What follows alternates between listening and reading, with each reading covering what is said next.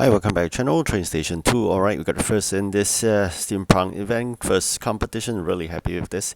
And of course, as usual, we'll be starting late. We started about 10 hours late this time around. Not a very good timing for me because it was at the last place. But the only saving grace is because we have sufficient of those gold as well as keys. Lucky me, I didn't spend all the keys. Otherwise, I'll be in deep trouble because this is the first time. I mean, they've been introducing using gold to purchase those event items or event trains itself, but this time around they expect us to spend keys, right? So we spent about 110 gems for both upgrades of the slots in the factory, 30 plus 80, right? So first slot is 30 and then followed by 80, so it's 110 gems in total. In addition to, we're lucky to have enough gold to purchase the rare trains and of course sufficient keys. So these are the Joe, two of the little Joe in using those gold. Sufficient keys, as I mentioned earlier, was for the rare trains. Unlike previous events, they require keys this time around. Really lucky to have 10 keys. So that have allows me to purchase. I was totally stunned when initially I saw that. I was just hunting whether there are other trains, but it seems like the case. We need 300 keys for two of these common trains. So this is something new, definitely. I mean, they've been changing things with the announcing. So this caught me by surprise, but I'm really fortunate, like I said. Enough gold, enough keys, otherwise we'll be stuck with just two rare trains. Not forgetting, I mean, there's one more train you can get from the event itself when you start it. We'll come to that later on. So in generally, we have two rare plus three commons, alright? So definitely as you progress further, when you get more event trains, be better off. So with that, we can collect the raw materials and proceed with the game itself. So do remember to upgrade the Little Joe as well the common trains, because it definitely helps in terms of collecting the raw materials or for delivery that requires event trains itself. If possible, you can max it out.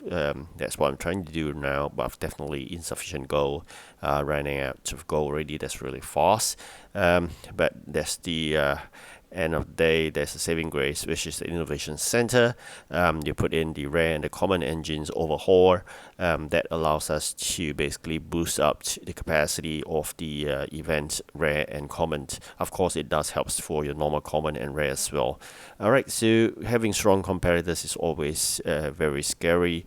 Basically, you got to spend all your union dollars, your gems, gold, everything you have to fight to get a win. But with everything being spent in the first competitions, how would we then survive in the second and third? So this is a lot depending on luck again, whether I'll be facing such fierce competitors. Hopefully not in the second and third competitions. Otherwise, it'll take me to probably the fourth or the fifth competition before we have sufficient event coins to exchange for the 1000 event coin legendary.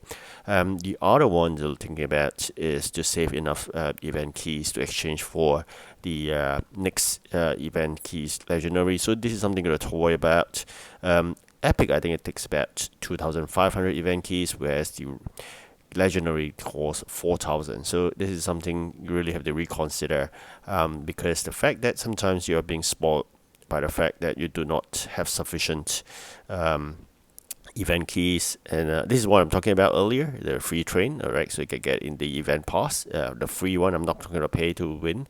So back to having sufficient capacity, you need to increase them innovation center. So it's something to remind you time and again.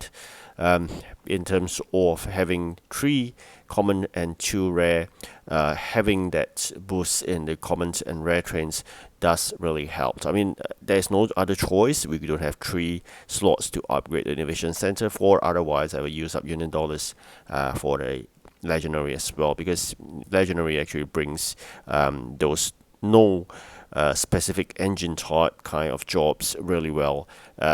Because with even like 100 capacity per train, because some of them are maxed it up already, so it definitely helps a huge close the huge gap that we have in terms of delivery, because sometimes the items asked for is quite ridiculous at the start of first competition, 500 items.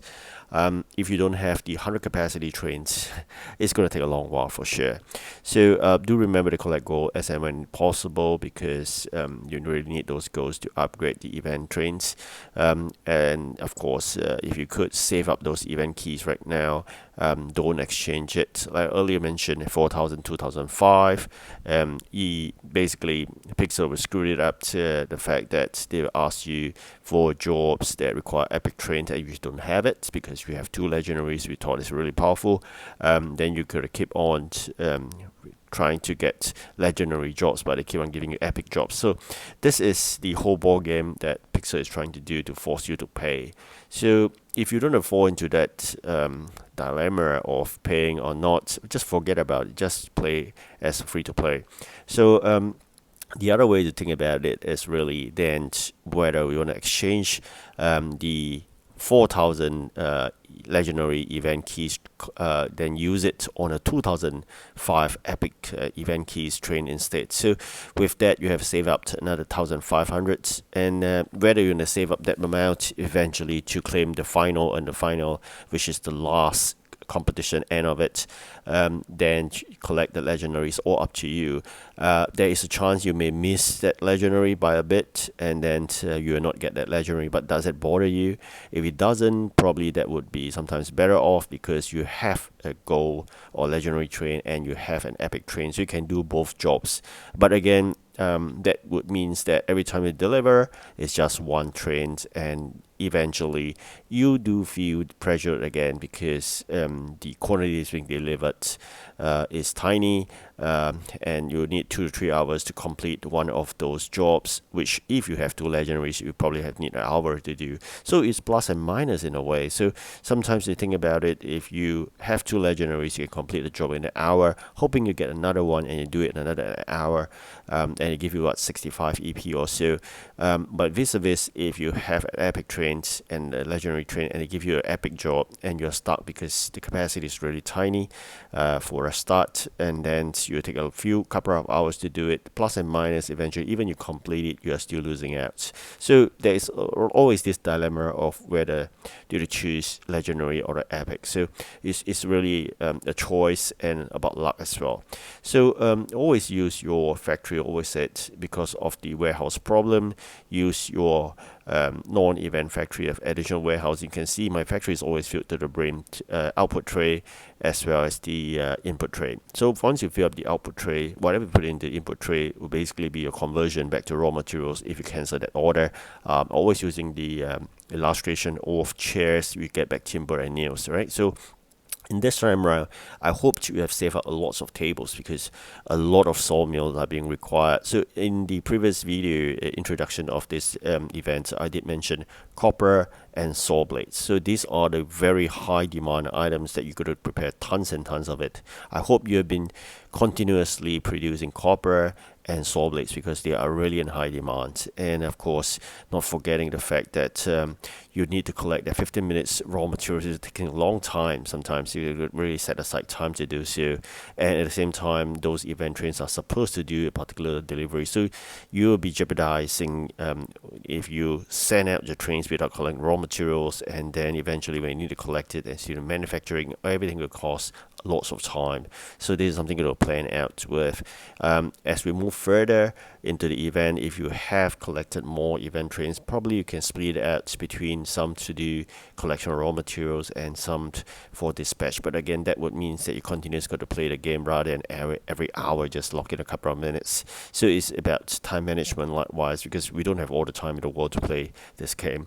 But at the end of the day, it's about how do you manage the time, whether you can spare that 2-3 minutes just to click it off the buttons to get the trains out, and then eventually win the competition. Alright, so this is a final moment, a happy moment to share with you.